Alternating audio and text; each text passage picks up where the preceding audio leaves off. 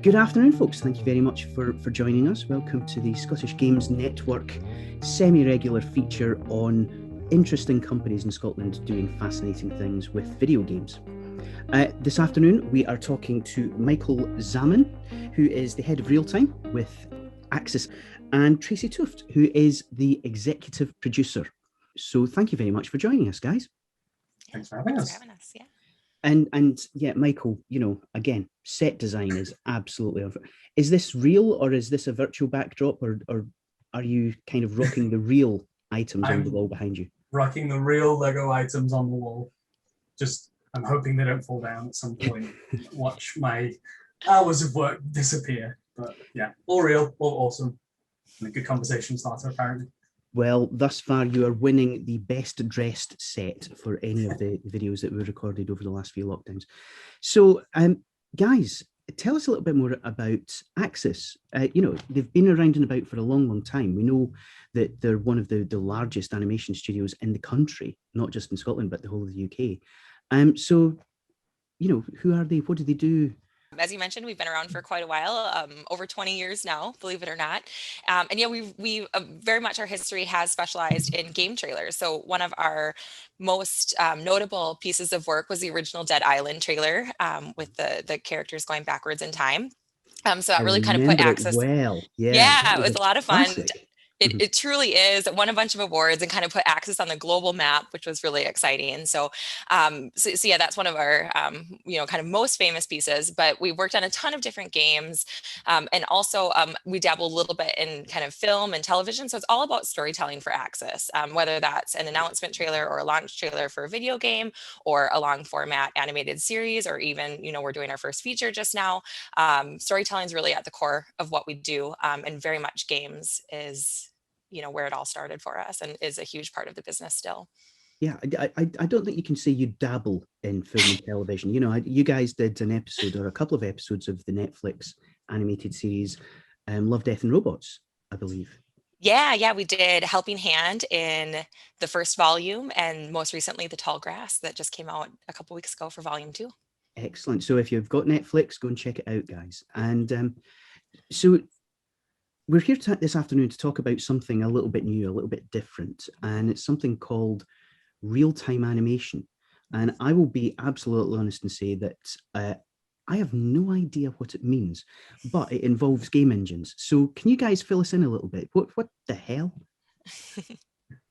Sure. I mean, I guess real-time animation is utilizing a game engine and bringing it closer to the film and media entertainment industry. So we're using engines like Unreal or Unity to facilitate our ability to be creative and deliver storytelling content, regardless of what kind of platform it is, whether it's film, TV, video game, location-based entertainment. It's more of a tool set. It's like a new tool in the toolbox for us, where we are able to deliver excellent content and storytelling by utilizing technology and being efficient and being able to see things as early as physically possible. Because that always makes things better and focus on the creative rather than the technical or crossing our fingers sometimes.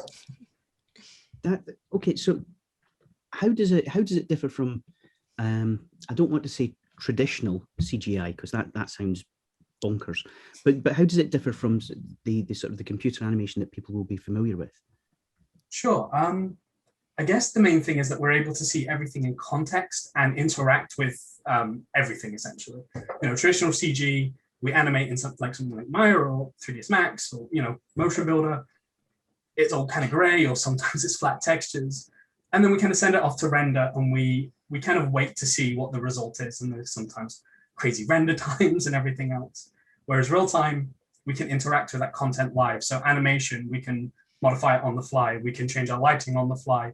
We can experience different angles and truly interact with the content that we're creating in a completely different manner, and allow us to make those happy accidents, and in some ways perhaps deal with things more like it's a film set in some ways. It's very physical, as opposed to this extra layer of waiting, rendering, and kind of almost like the screen blocker, if that makes sense. It does indeed. And so I guess the benefits for the real-time system is it's that pipeline, it's that process. It speeds things up enormously. And is this all down to, you know, the growing capabilities of the game engine? Is it the fact that you can now have near photorealistic results being rendered in real time? I think so. I think technology and software growth has been exponential for years. You know, it really is driving that ability to take something that maybe you've only been able to push 10,000 polys 10 years ago, 10 years ago, to 80,000, 100,000, couple million now, essentially. And we're going to nanite where it's close on infinite.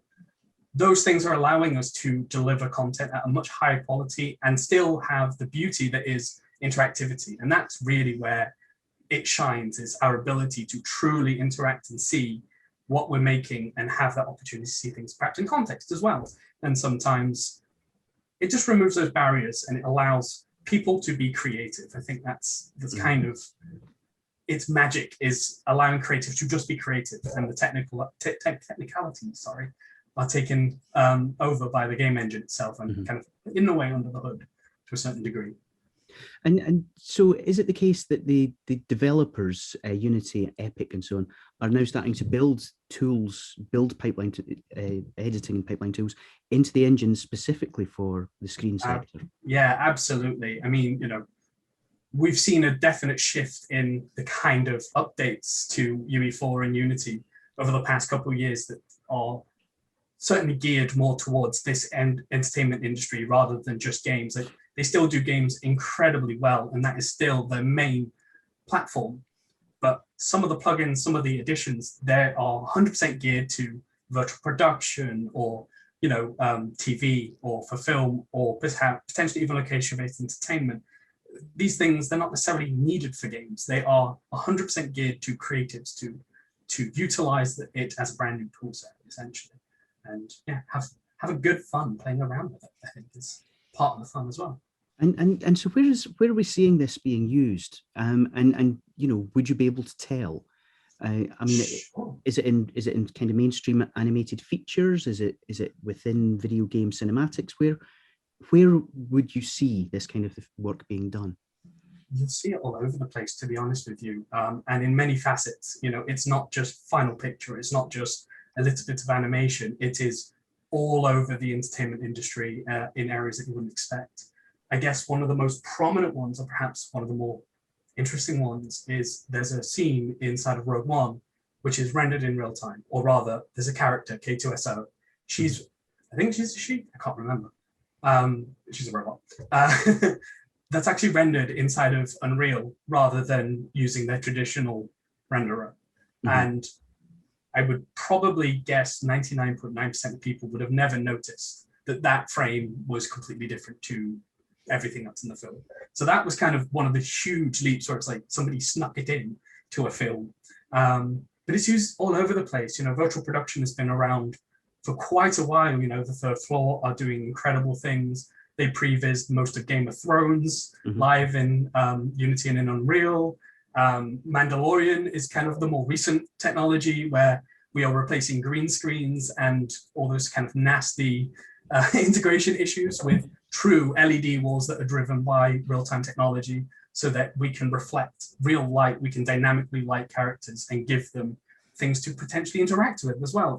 It takes away some of that guesswork and some of that funny, you know, follow the tennis ball on a stick and potentially actually really interact with something because it's physically there, even if it's on a screen. And trust me, the integration on that level is incredible, the difference between a green screen and having to roto out everything versus it's all in camera and captured and looks incredible. Yeah, I think even at Access, you know, obviously the industry is using it widely, but even at Access, we use it all over the place. So we use it kind of from the virtual production standpoint. A number of our pre-rendered game trailers have utilized virtual cameras to get, you know, really realistic and handheld feeling shots, even in the CG environment. We do a lot of in-engine game cinematics, which is a really obvious application for us, of course, to use game engines for that. But you know, like last year we did, you know, about 25-30 minutes for Sackboy: A Big Adventure, PS5 launch title. That was all using Unreal, and all of our we took that from storyboards all the way to final implementation. You know, all using the client's version of Unreal. In addition, we're, looking at it in terms of an actual pipeline, both for our potential trailer work, also for the longer format work that we're looking at. Like if we are looking at a couple different opportunities in television just now, and almost all of those projects are being planned for a real-time pipeline to give us some efficiency down the road. So yeah, it's not only all over the industry, it's a bit all over Axis at the moment too. We're using it in a number of different ways across almost all of the sectors we're working in. That's phenomenal. And you've mentioned a couple of sort of titles there. Can you give us any more examples of the sorts of project that you've been working on that the Realtime team have been active in? Yeah, and there's a couple, of course, that we can't mention because they're still in production. But we also worked on the in-engine cinematics for Gears 5 with the coalition in Vancouver. Previous to that, we did the animation for Horizon Zero Dawn, and that involved testing all of our animation and delivering in Guerrilla's proprietary engine as well. We also actually a couple years ago did a trailer for Lumberyard using Lumberyard, so it actually could run in Lumberyard, but was also rendered out. So yeah, we have a variety of projects, and yeah, a couple different engines. So it's definitely not just Unity and Unreal for us. It could be almost any engine that we encounter. That was going to be a follow-up question, which is, I guess everybody knows that Unreal has kind of been pushing towards this. And if you follow any of the industry mags, you maybe know about the Mandalorian Rogue One, as you said, Michael. But so are the other engines, Cry and everything, are they being used in the same way? Are they all kind of going in the same direction? I think so. I mean, CryEngine tends to be slightly more focused towards game creation. That's what Crytek does best. And they're doing some incredible work with CryEngine 5. But Unity actually started the virtual production game before Epic, I think, in some ways. Lion King and Jungle Book were both shot using Unity as their virtual production system. And it wasn't until sort of Mandalorian and that sort of thing, they've branched out and actually kind of shifting their gears into using it for Lion King 2 and Mandalorian, as you say. It's something that's been happening behind the scenes for quite a while, especially with Epic and with Unity. And I suspect other game engines will at least partially follow, if not necessarily completely dip their toe in the water, maybe as ways for their devs to make better games rather than facilitate this kind of work for a completely different industry, perhaps. It's incredible. A couple of weeks ago, I was lucky enough to be in the audience for the Beyond Games conference, and a big shout out to the guys at Steel Media who were running that. But they had a presentation from Epic, and they actually showed a clip, and I'm not sure if it was Rogue One, but it kind of was it was obviously in the Star Wars universe, and they had two stormtroopers, only one of whom was actually physically present. And the director was directing with an Oculus headset and the hand controls.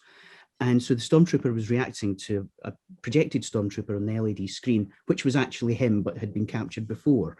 And they were popping it in and out. And then the elevator doors opened and Captain Phasma was there. And the only thing that was real was the guy in the stormtroopers. It was absolutely mind-blowing. I had to go and sit, in my freezer with a bag of frozen peas in my head going, what have I just watched? But I mean, this is a game changer. You mentioned earlier, this is doing away with green screen. And I heard maybe even doing away with post-production as well to a degree. Is that the case? Absolutely. I think, and that's just on the sort of the end side of things, it can affect pretty much everywhere. You want to do previs, it's probably faster just to mocap something live, record it, throw around some lights, have edit working on the same shot whilst you're recording the next shot. It creates this completely collaborative atmosphere where you can all interact and see everything that you're making literally on the fly. And I think that is what it really brings, is it can fit into previs. It can fit into just being your Epic render farm, and that's all it is. We can use it just as a complete render replacement, never running real time if we really want to, and still get some incredible images out. It will fit just about everywhere. And yeah, the LED walls, they could replace, post-production because you get it in the can. You basically film it and it's there. You might want to do some touch-ups. That's, light grade, but there's a world where that doesn't need to be done and that it is literally captured in camera just like we used to. back at the start of cinematography. You know, it's truly an incredible feat of work, I think. That is remarkable. That is remarkable. Okay, so let's go down to brass tacks. So what kind of skills does it take to join a real-time team? What is it that you need from people who are going to be working on this kind of project? There are so many different skills. It takes a lot of people to make this all work. It is not a one person fits all kind of team. So our team tends to consist mainly of a small group of developers. So these are folks who know C++, Python, and potentially are able to help us push the engine perhaps in different ways to the way it's designed, or build better tools for us to execute our work faster and faster. And then it's about people who are wanting to learn, who are interested in changing methods and adapting and working in a close team. To say real-time is partially a different way of working, not just a different technology or a different tool. It requires us to physically work so closely together that communication has to be on point, and that, if I'm going to be lighting while someone's animating and we're doing the same shot at the same time, we need to be a good team, and we need to have that kind of balance. And people need to be aware that this is a game changer. This is going to completely change the way we make content. It isn't I animate my shot, I cache it out or I export it, and that's me done. It's I live watch it in engine to make sure and give notes to my lighter, say, can you help me get some eye lights in there? Like, I feel like that's getting lost right now. It means that your director can come in and kind of see the whole vision live, and they were able to influence it right there and then, and not just sit in a couple of dailies and hope that whatever note they give is communicated well enough that it's done in a couple of weeks. It can literally be done right there and then. And I think that is one of the core skills it is needed for anyone joining a real-time kind of production, is that ability to learn, to adapt, to be communicative and be creative and, solve some problems. Nothing is 100% functional, let's say. You need to be able to adapt. You need to be able to mix your toys in the toolbox and come up with something new and different and interesting. I think that is probably the most core thing about the team that we have, is we're a bunch of tinkerers who love to be flexible and really just want to make something really, really freaking cool. It's such an emerging area that you must be coming up with new techniques and new ways of trying things on an ongoing basis. So creativity and tinkering are absolutely where I think an awful lot of people, especially those in the games industry, that's kind of their thing, is trying new things. So are you looking for people with that kind of background? Are you looking for people with sort of particular skills from games, software, digital? It's not, I guess, just people with a film or screen background. No, I think especially because a big part of what we do in real time is our in-engine cinematics. So bringing people onto the team that understand the pain that our clients and partners are going through from a development standpoint is hugely beneficial.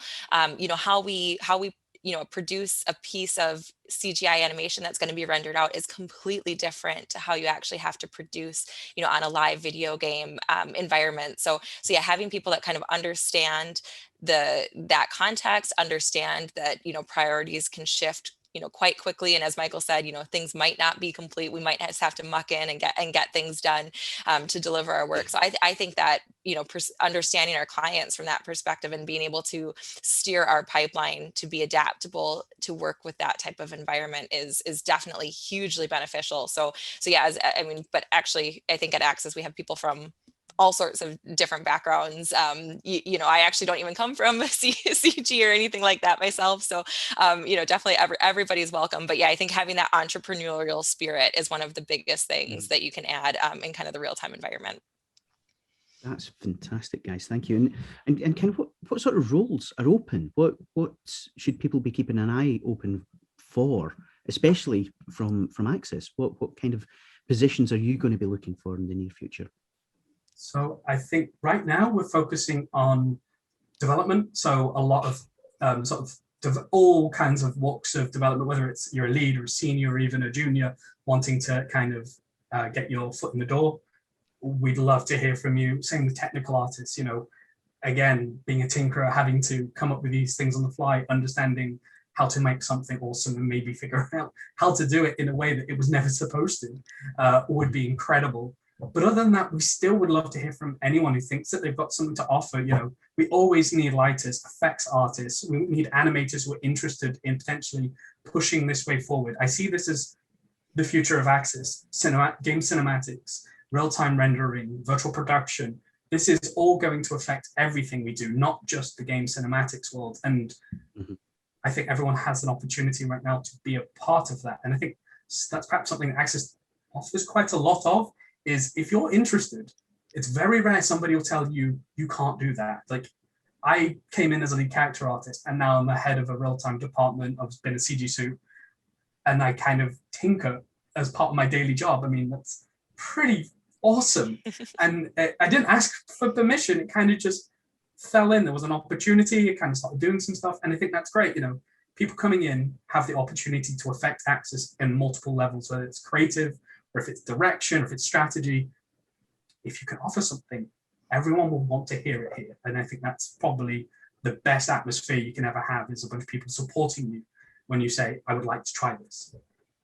That is phenomenal. It's so exciting to hear this whole new vista, this whole new kind of approach has opened up. And, you know, oddly enough, it's an area that I think Scotland has got a bit of a mini cluster thing going on, because we've got Access out there. Obviously, the Realtime team is growing and doing quite a lot. We've got the guys out at Speech Graphics who are doing you know, procedural animation for lip sync. Dimensional Imaging, who do the ultra high res, you know, facial capture, and Krotos, you know, who are doing sound effects. So we seem to have this little group of companies that are blurring the boundaries between screen and games, and taking games tech into screen and vice versa. So it's fantastic to hear just how much is going on. So where do you see this going? I mean, you've already said this is going to be a part of the future for the whole of Access, but where is real-time animation going next? What's it going to be doing that we haven't started to hear about yet? Come on, insider knowledge. I guess that's an interesting question. It's just going to, I see it being worked in at every single level. Like, I think in 10 years or even less, 90% of what we do might be just completely done in engine from start to finish. That might include sculpting, animating, rigging, the whole shebang. Might actually never leave a real-time environment, which just creates that shared ability from start to end, and not creating these hard segments between departments or people. I see it opening up the world when it comes to COVID and working from home. You know, I can share a space and work just as dynamically as I would in a studio. I can interact with the scene that's on somebody else's machine. We can literally create together, even though we're in two separate countries, even if we need to. I really see it affecting the core of how we make and how we potentially create studios.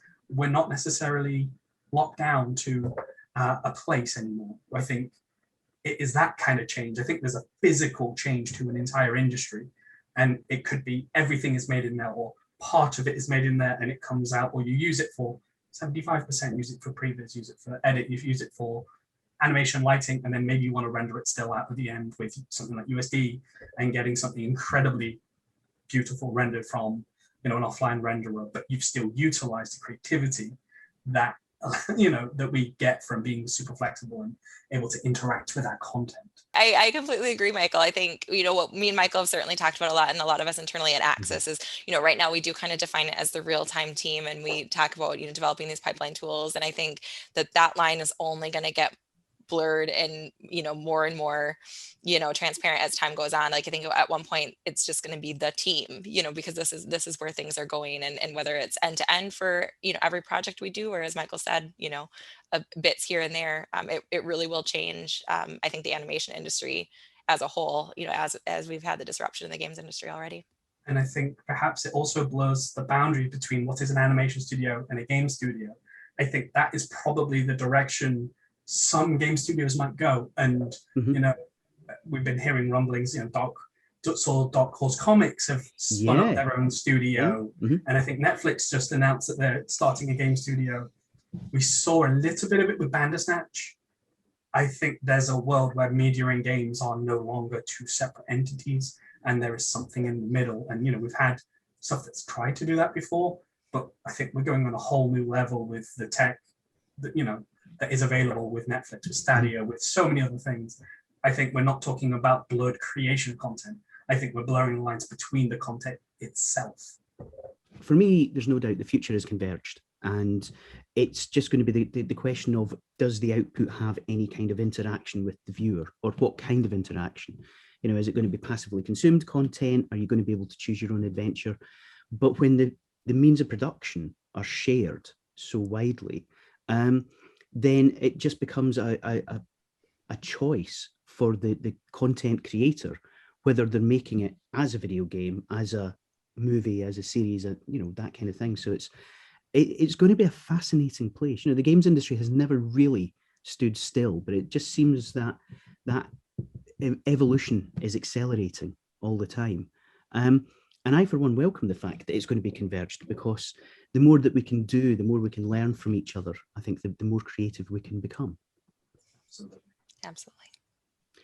Fantastic. Well, listen, guys, that's very nearly it. That's more or less all of the questions I had. But is there anything that we're missing? Anything that you think the lovely people out there in the internet land should know about Realtime, about Axis, about all the exciting things that are going on? Yeah, no, I mean, Axis is, always growing, always changing. There's huge amounts of opportunity. We work with just amazing IPs. You can go on our website and see some of the IPs that we've worked on. We're doing more and more with our own IP and kind of co-development projects and things like that, which is hugely exciting. It's definitely an awesome time to join the company. If you're interested in games, if you're interested in animation, if you're interested in TV, if you're interested in film, Axis is a place where all of that really does come together. And you get to basically work with really cool people on really awesome content all day long. So, we ran a story towards the tail end of last year talking about Axis's first feature-length animation. Can you give us any gory details? I cannot. It's still, but I can confirm that, yeah, we absolutely are working on our first feature. It's incredibly exciting. It looks amazing. The team's working super hard, and we can't wait to share more about it. But yeah, it's very exciting for us all. Fantastic. And so the largest animation project ever to come out of Scotland? I think it will be. It's a lot of weight on the shoulders, that's for sure. I think it's amazing that we're actually able to do it here in Scotland. That was a real big focus for us at Axis, and we were thrilled to be able to make that happen. So yeah, we just can't wait. Mm-hmm. So because I know you guys are split, you've got what, 350 odd people split between Glasgow, London, and Bristol. Bristol, yeah. Bristol. Yeah, Animation Bristol. Got you. And so is it kind of a collaborative thing, or how does it split between the different studios?